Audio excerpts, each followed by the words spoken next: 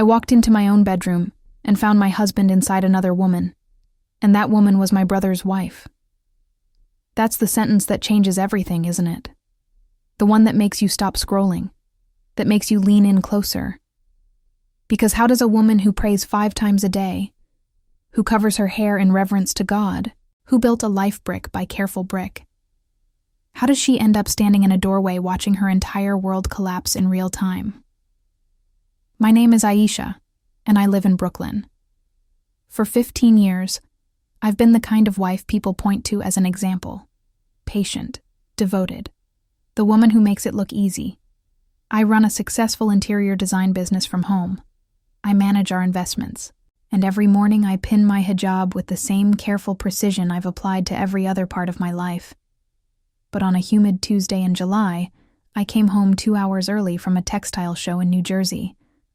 I saw the cherry red Mustang parked outside our brownstone, the one that belongs to Zainab, my sister-in-law, my brother Tavin's wife, and I smelled perfume in my hallway that I've never worn.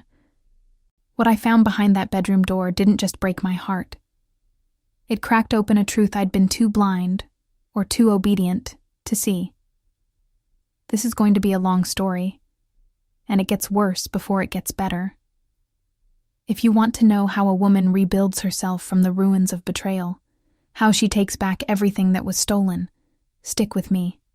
Subscribe so you don't miss what comes next. Because what I did after that moment, that's the part that changed me forever. Let me take you back to the beginning, before that Tuesday, before I understood what my marriage really was. I met Cassius at a community fundraiser in Manhattan. I was 23, fresh out of Pratt Institute with a degree in interior design and a head full of dreams. He was 28, charming in that quiet way that made you feel like you were the only person in the room. He told me I had the most intelligent eyes he'd ever seen. 3 months later, we were engaged. 6 months after that, married. My parents were thrilled. Cassius came from a good family, had a solid job in corporate finance, and he respected my faith. He never asked me to remove my hijab, never pressured me to be anything other than what I was. That felt like love to me then. Now I understand it was something else entirely. Convenience. For 15 years, I built our life while he built his career.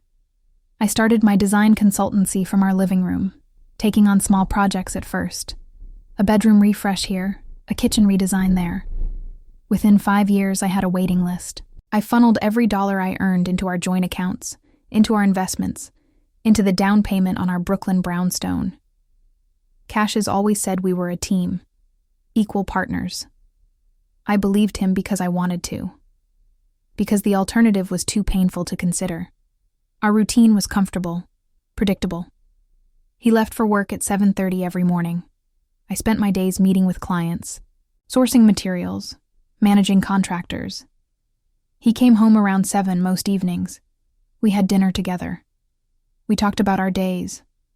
On weekends, we visited family or attended community events. We prayed together. We planned for a future that felt solid and real. But looking back now, I can see the cracks I ignored.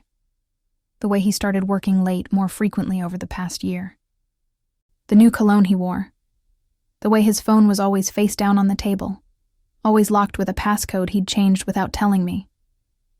I told myself I was being paranoid. A good wife trusts her husband. A woman of faith doesn't entertain suspicious thoughts. That Tuesday morning, I kissed him goodbye like always. I told him I'd be home late because the textile show in New Jersey usually ran until 6. He smiled, kissed my forehead, and told me to drive safely. I didn't know that kiss would be our last real one. The exhibition was disappointing. Vendors I'd worked with before, nothing new or inspiring. By 3 o'clock, I was exhausted and decided to head home early. I didn't call ahead. Why would I? It was my house. The drive back from New Jersey was beautiful that day. The Hudson sparkled in the afternoon sun. I remember feeling grateful, actually grateful, for the life I had, for the husband waiting at home, for the stability we'd built together. I pulled into our street just after 4. That's when I saw it. Zainab's cherry red Mustang parked 3 houses down from ours, poorly hidden behind a moving truck. My first thought wasn't suspicion. It was confusion. Zainab lived in Queens with my brother. What was she doing in Brooklyn on a Tuesday afternoon? Maybe she was surprising me, I thought. Maybe she needed design advice. Zainab and I weren't particularly close. She was younger, more interested in social media and brunch spots than anything substantial. But she was family. I parked in our driveway and grabbed my portfolio bag from the passenger seat. The house looked normal from the outside. Our window boxes were blooming with the purple petunias I'd planted in May. The brass door knocker I'd chosen gleamed in the sun. But the moment I stepped inside, something felt wrong. The air was different, heavier, and there was that smell, sweet, expensive perfume. Coco Mademoiselle. I recognized it because Zainab wore it constantly, a scent so strong it announced her presence before she entered a room. My heart started beating faster. I set my bag down carefully, quietly. I took off my shoes. Something instinctive told me to move silently, to observe before making my presence known. The living room was empty. The kitchen was clean, dishes from this morning's breakfast still in the drying rack. Everything looked normal, but the scent grew stronger as I moved toward the back of the house, toward our bedroom. That's when I heard it. Low voices. A woman's laugh, light and intimate. And then my husband's voice, thick with something I'd never heard in it before.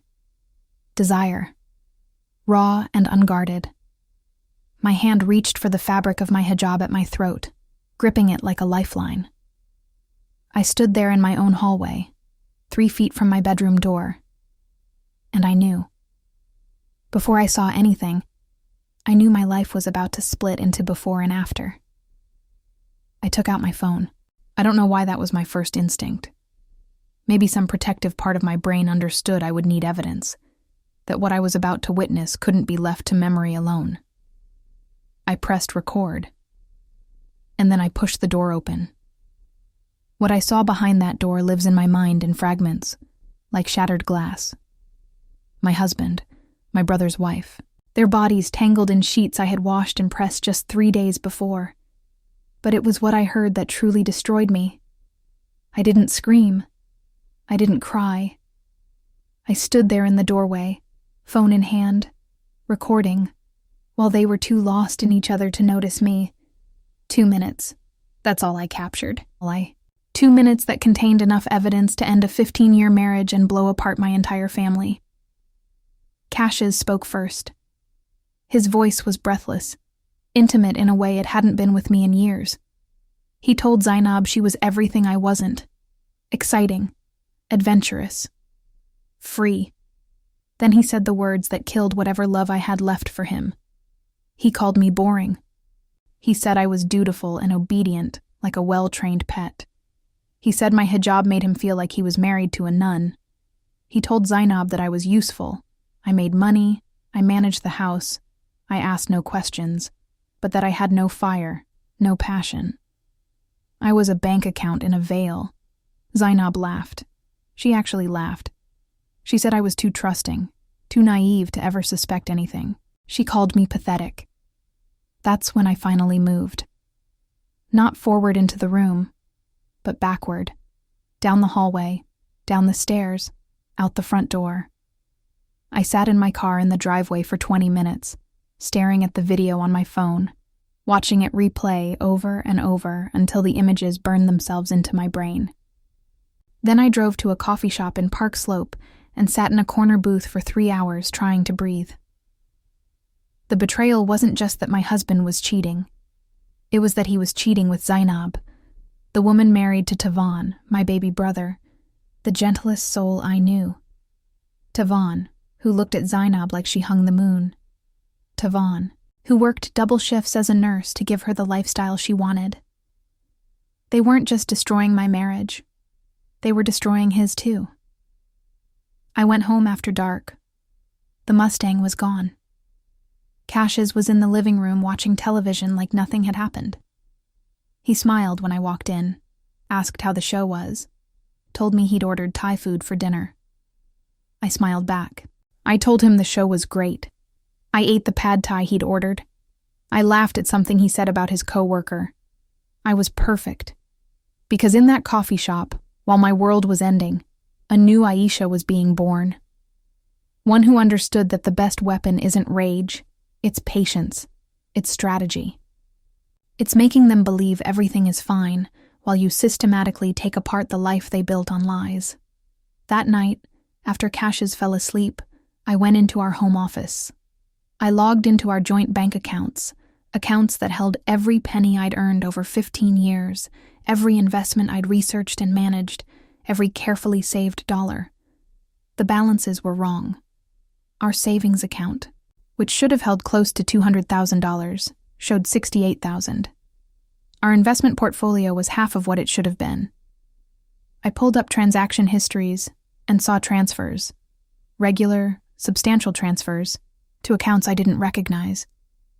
My hands shook as I clicked through months of statements. He'd been stealing from us, from me.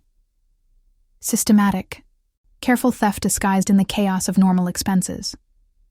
But the worst discovery came when I checked our property records. Our Brooklyn brownstone, the home I'd poured my heart and money into, had a second mortgage I knew nothing about. Cassius had borrowed $300,000 against our house 6 months ago. I sat there until 4 a.m, following the money trail. Most of it led to one place, a luxury condo in Long Island City, Queens. I pulled up the property records. The condo was purchased 8 months ago. Cash purchase, $350,000. The owner listed on the deed was Zainab. The next morning I made Cassius his favorite breakfast. Scrambled eggs with za'atar, fresh pita from the Lebanese bakery, Turkish coffee exactly how he liked it. He kissed my cheek and told me I was the best wife a man could ask for. I smiled and told him I loved him. Every word was true once. Now it was all performance, and I was giving the performance of my life. I spent the next 2 weeks being perfect. I was sweeter, more attentive, more affectionate than I'd been in years. I cooked elaborate meals. I bought new lingerie. I suggested a weekend getaway to the Catskills. I laughed at his jokes. I asked about his day with genuine seeming interest. Cassius ate it up. He became more relaxed around me, less careful with his phone, more careless with his lies. He thought my sudden devotion meant I suspected nothing. He thought he'd won. Men like him always underestimate women like me. They see the hijab, the modest clothes, the quiet demeanor, and they think we're weak. They think obedience and stupidity are the same thing. While I played the doting wife, I was gathering evidence. I installed tracking software on our shared iPad, the one Cassius used for work emails. I made copies of every financial document. I photographed bank statements, credit card bills, property records. I created a timeline of the affair, cross-referencing his late nights at work, with charges at restaurants and hotels. The pattern was damning. Every Tuesday and Thursday for the past year, like clockwork. Those were the nights he told me he had late meetings or client dinners. Those were the nights the tracking showed him at Zainab's condo in Queens. I also started watching Zainab more carefully. We'd see each other at family dinners, at Tavon's apartment for Sunday lunches. She was always perfectly made up, her outfits expensive and trendy. She'd hug me and call me sister. She'd compliment my cooking and ask for design advice. And the entire time, she was sleeping with my husband in the home he'd bought her with our money. But what fascinated me most was watching her with Tavon. She was cruel in small ways, dismissing his comments, rolling her eyes at his jokes, always looking at her phone when he talked. But Tavon didn't see it. He was so in love with her that he mistook her tolerance for affection. One Sunday, I arrived early to their apartment to help with lunch preparations. Tavon was at work, a double shift at the hospital. Zainab answered the door in silk pajamas and expensive slippers, her hair perfectly styled even though it was noon. She invited me in, made us coffee, and we sat in her living room. The room I now knew was furnished with my money. The walls were painted a soft blush pink. The furniture was cream-colored and pristine. There were fresh flowers on every surface. She complained about Tavon for 20 minutes. He worked too much. He was too serious. He didn't take her anywhere exciting. He was too focused on saving money for a future she wasn't sure she wanted. I sat there, sipping coffee, nodding sympathetically, and I wanted to throw the cup in her face. But instead, I told her she deserved to be happy.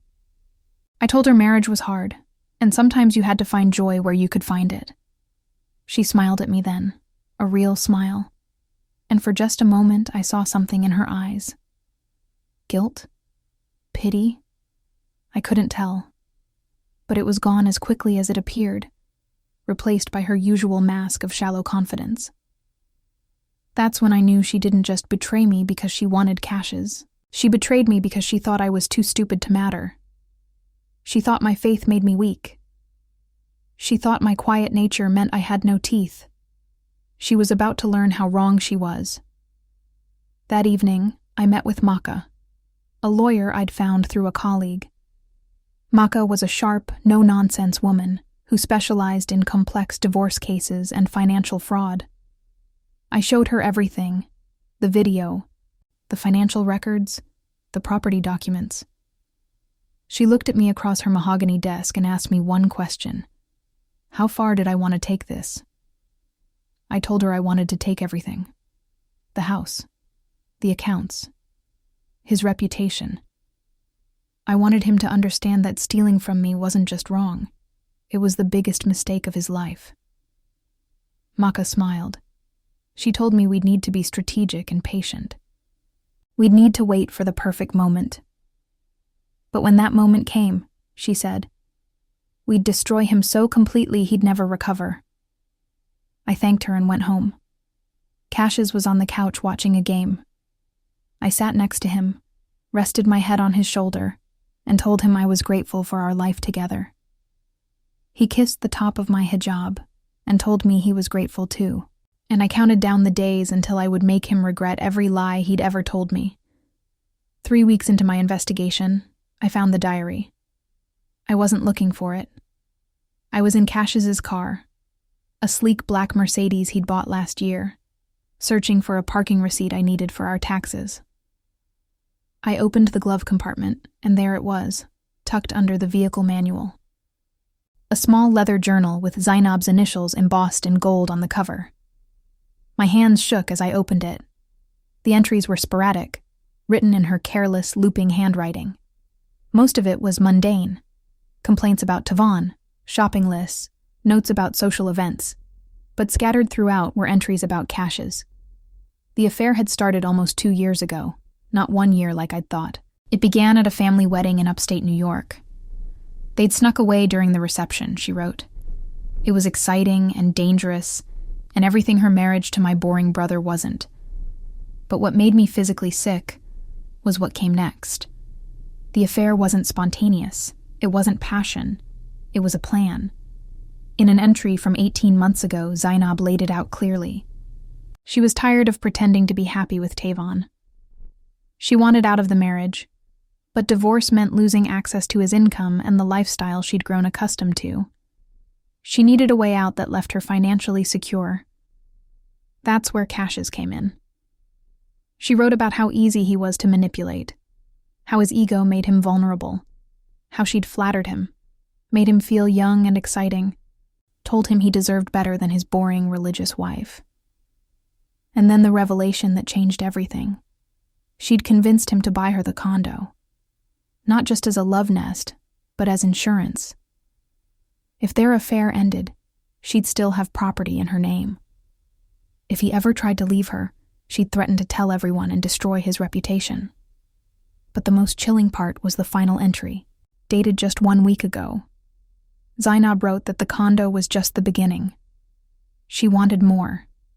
She was working on convincing Caches to put her name on our brownstone. She wanted access to our investment accounts. She called it securing her future. She was using him, and he was too stupid and too arrogant to see it. I sat in that car in our driveway for an hour, reading and rereading those pages. Part of me felt a twisted satisfaction. Cassius wasn't some mastermind. He was a fool being played by someone even more ruthless than him. But mostly I felt a cold, clarifying rage. This wasn't just about an affair anymore. This was about two people systematically dismantling my life for their own benefit while pretending to be my family. I took photos of every page of that diary. Then, I put it back exactly where I found it. That night, I called Maka. I told her about the journal, about Zainab's plan to take more from me. Maka's voice was deadly calm when she responded. She told me this changed everything. This wasn't just adultery. This was conspiracy to commit fraud. With the diary as evidence, we could go after both of them. But we needed to be smarter than them. We needed to let them make the next move. 2 days later, that move came. I came home from a client meeting to find Cassius in the kitchen, a bottle of wine open, 2 glasses poured. He looked nervous, excited. He told me he had something important to discuss. My stomach clenched. This was it. Whatever Zainab had put him up to, it was happening now. He started with flattery. He told me how proud he was of my business, how much he appreciated everything I did for our family. Then he pivoted. He said he'd been thinking about our financial future. Our brownstone had increased in value significantly. If we refinanced and put some of that equity into a new investment opportunity he'd found, we could double our money in 2 years. I asked him what kind of investment. He was vague. Something about real estate development in Queens, a ground floor opportunity, guaranteed returns. Then came the real ask. He needed me to sign some papers, refinance documents, partnership agreements. He'd already done the research, he said. He'd already found the lender. He just needed my signature. And then, almost as an afterthought, he mentioned that to expedite the process, it might make sense to add his business partner to the deed temporarily. Just as a formality. Just to make the investment move faster. I asked him who the business partner was. He hesitated for just a fraction of a second. Then he said it was someone from his firm, someone I'd never met. Someone named Marcus Chen. He was lying. The business partner was Zainab. I knew it with absolute certainty. I looked at my husband across our kitchen table, at this man I'd loved and trusted for 15 years, and I saw a stranger. A weak, greedy stranger who was trying to steal my home and hand it over to his mistress. I smiled. I told him the investment sounded interesting. I told him I'd need to look over the documents carefully before signing anything. Just due diligence, I said. Nothing personal. His face relaxed. He kissed me and told me there was no rush. Take all the time I needed. I went upstairs to our bedroom and called Maka. I told her they'd taken the bait. They were trying to steal the house. She told me we had enough evidence now. It was time to plan the endgame. I asked her what came next. She said the next step was simple. We let them think they've won. We let them believe I'm about to sign away everything. And then, at the perfect moment, with the whole family watching, we destroy them both. I hung up the phone and looked at myself in the mirror. The woman staring back at me was still wearing her emerald green hijab, still looked modest and soft and kind.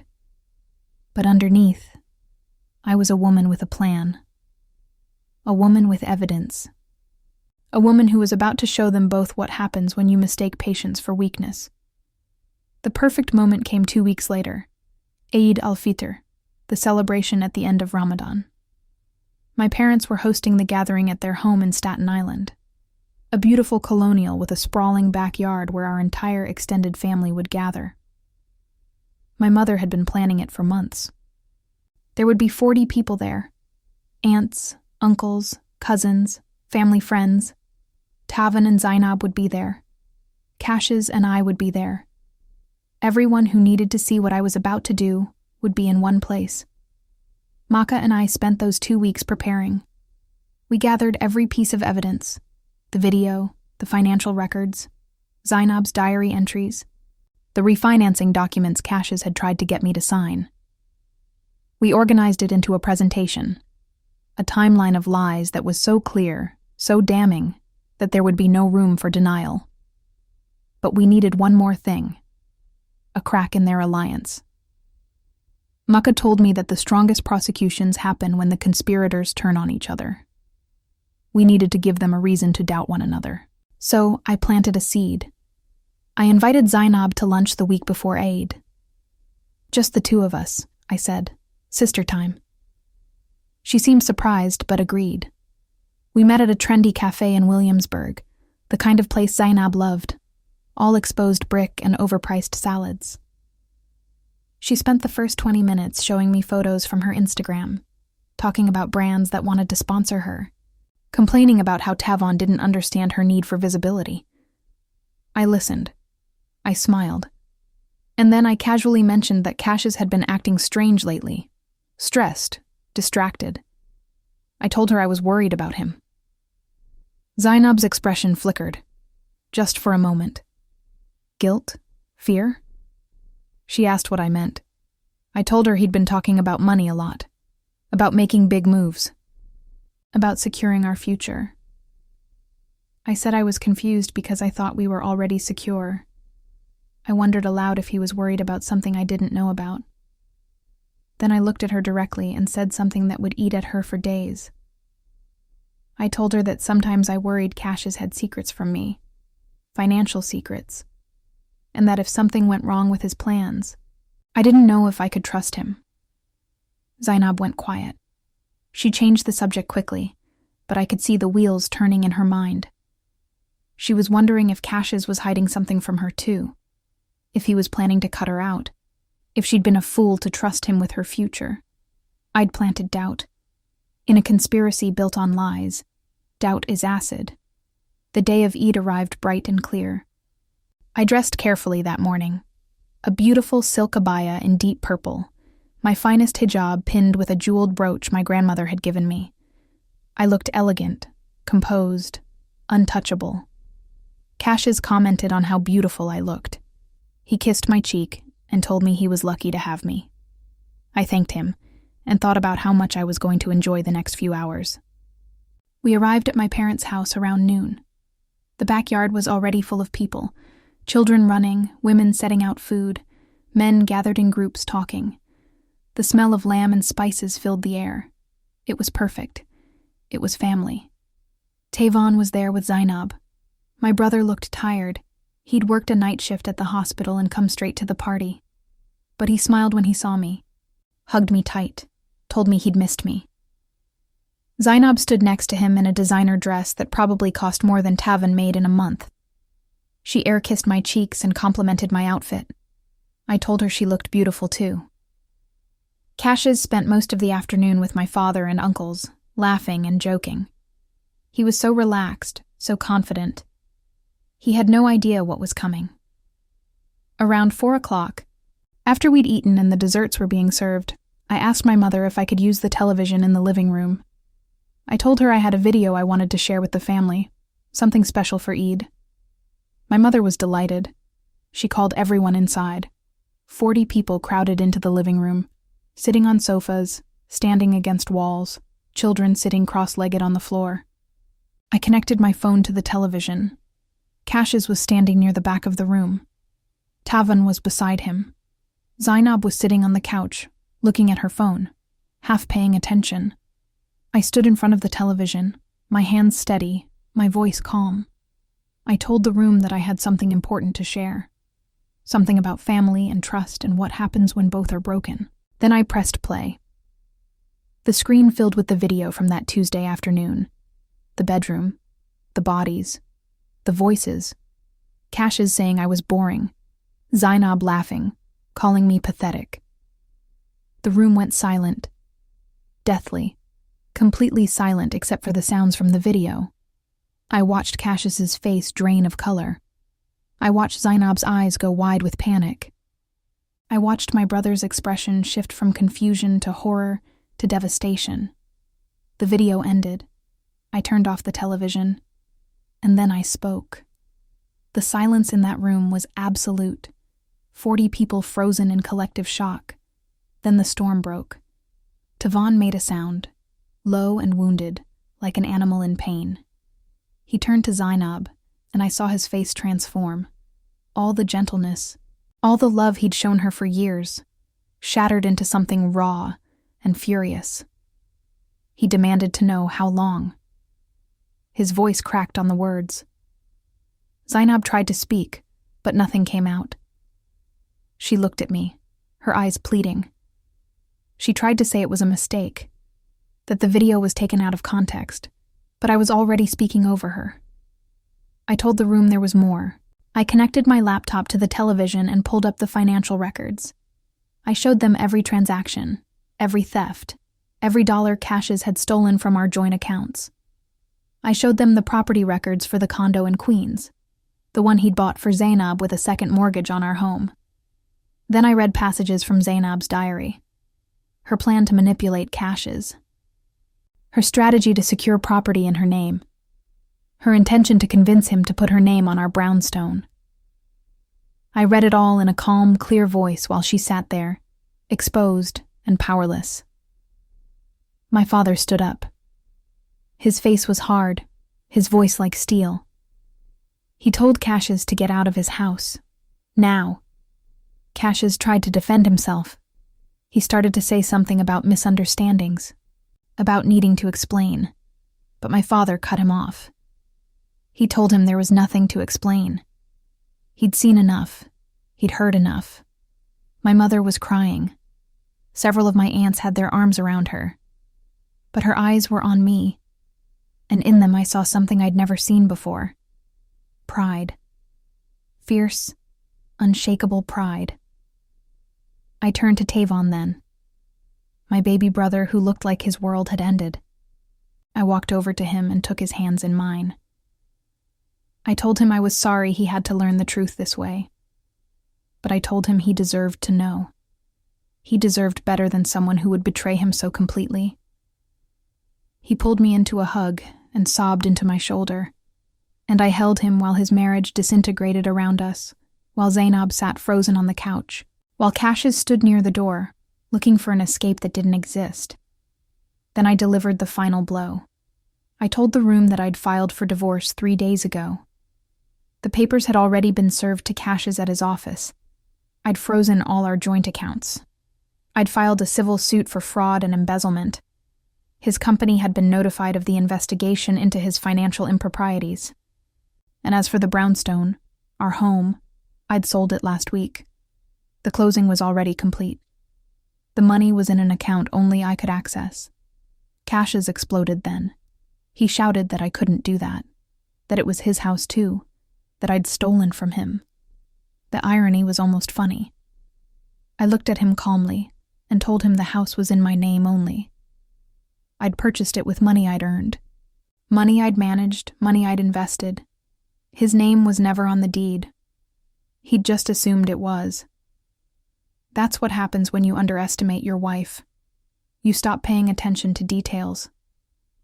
The room erupted then. My uncles moved toward Cassius, telling him to leave. Tavon was shouting at Zainab, demanding answers she couldn't give. My cousins were comforting my mother. Children were crying, confused by the adult chaos. I stood in the center of it all, perfectly calm, and I felt something I hadn't felt in months. Powerful, in control, free. Zainab finally found her voice. She screamed at me that I'd ruined everything. She called me vindictive and cruel. She said I'd destroyed her life. I walked over to where she sat and I looked down at her. I told her she'd destroyed her own life. She'd made her choices. She'd decided that my husband and my money were worth more than loyalty or decency or basic human respect. I told her the condo she thought was hers would be seized as part of the fraud investigation. The money Cassius had used to purchase it was stolen from me. She'd lose everything. Then I turned to my brother and told him something I'd discovered during my investigation. Zainab had never closed her dating app profiles. She'd had 3 other affairs during their marriage, not just with Cassius. I had screenshots, messages, photos. Tavon's face went blank. He looked at Zainab like he'd never seen her before. Then he told her to leave his sight. He never wanted to see her again. My father and uncles escorted Cassius out of the house. Zainab left shortly after, alone, without a word, without anyone to defend her. The gathering dissolved slowly. Relatives came up to me one by one, touching my shoulder, hugging me, telling me I was brave. My mother held me for a long time, whispering prayers of protection and strength. When everyone had finally left, I sat in my parents' backyard under the string lights, exhausted but clear-headed. Tavon came and sat beside me. We didn't speak for a long time. Finally, he asked me how I'd stayed so calm through all of it, how I'd planned so carefully, how I'd survived the betrayal without breaking. I told him the truth. I almost did break. But I realized that breaking was what they expected. They thought I'd cry and beg and forgive. They thought my faith made me passive. They thought my kindness was weakness. So I decided to show them who I really was. Not the obedient wife, not the dutiful sister-in-law, but a woman who understood that justice isn't served hot. It's served cold, calculated, and complete. Tavon smiled for the first time that day. He told me he was proud to be my brother. We sat there together as the sun set, two people who'd been betrayed by those they loved most, and we made a promise. We would rebuild. We would heal. We would never let anyone make us feel small again. 6 months later, I'm sitting in my new apartment in Astoria, watching the sun rise over the East River. It's smaller than the brownstone, a 2-bedroom with exposed brick and large windows that fill the space with light. But it's mine. Completely. Undeniably mine. I purchased it with cash from the sale of the house, and when I hold the deed in my hands, I feel something I never felt in all my years of marriage. Security that can't be taken from me. The divorce was finalized last month. Cassius got nothing. Not the house, not the savings, not the investments. The judge agreed that since he'd stolen marital assets and committed fraud, he forfeited any claim to our joint property. He had to pay restitution for the money he'd embezzled, which means he'll be paying me for years. His company fired him when the investigation revealed his financial improprieties. Last I heard, he was living in a studio apartment in New Jersey, working as a financial advisor at a small firm that didn't check his references too carefully. I don't feel sorry for him. Not even a little. Zainab lost everything too. The condo was seized and sold, the proceeds returned to me as stolen property. Tavon divorced her quickly and cleanly. She moved back in with her parents in Connecticut. Her Instagram influence evaporated when the story got out, and her attempts to portray herself as a victim fell flat when too many people knew the truth. Sometimes I wonder if she thinks about me, if she regrets underestimating the boring woman in the veil. I hope she does. I hope the memory of what she lost keeps her up at night. But mostly, I don't think about either of them anymore. They took up enough space in my life. I won't give them any more. Tavon is doing better. It took time. He went through his own period of grief and anger and disbelief. But slowly, he's rebuilding. He moved out of the apartment he shared with Zainab and into a place in Brooklyn, close to me. We have dinner together every Friday. We talk about everything and nothing. We're closer now than we've ever been, bonded by shared betrayal and survival. My design business is thriving. Turns out, being the woman who exposed 2 cheaters at a family Eid gathering makes for interesting dinner party conversation. I got 3 new clients just from people who heard the story and admired what they called my strength. I call it survival. I've made changes in my life. Small ones, but significant. I still wear my hijab. It's still part of who I am, still a symbol of my faith and my values. But I've added colors I never dared before. Bright blues and deep reds and soft pinks.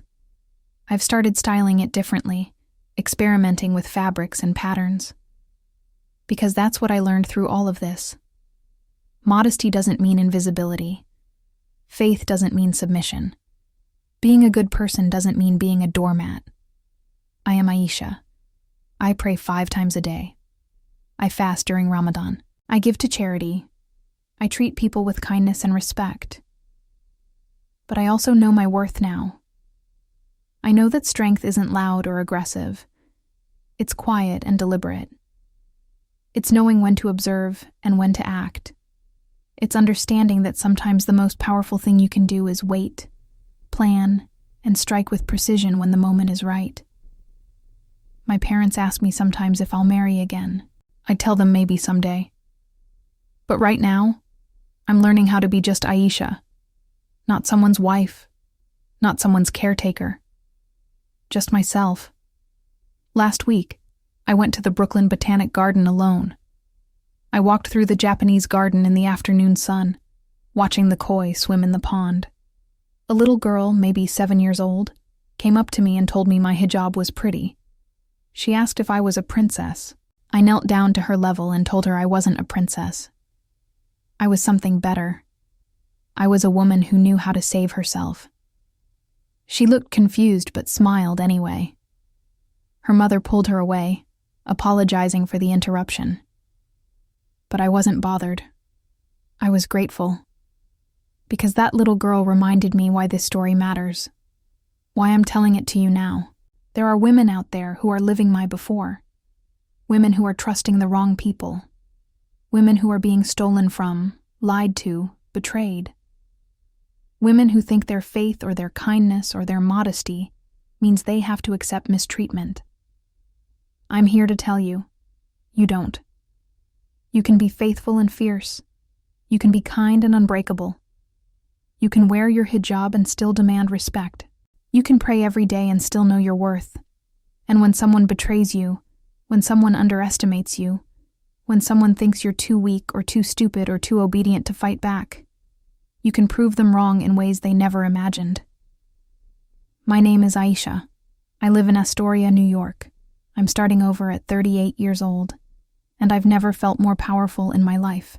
To everyone watching from wherever you are in the world, Los Angeles, Miami, Houston, or even small towns I've never heard of, I want to know, are you out there? Drop a comment and tell me what city you're watching from. Let me know I'm not alone in this journey. And if this story resonated with you, if you know someone who needs to hear it, subscribe to this channel. Share it, because every woman deserves to know that she's stronger than she thinks. That patience isn't weakness. That faith and fire can exist in the same heart. I'm proof of that. And if I can rebuild from the ashes of a 15-year lie, so can you.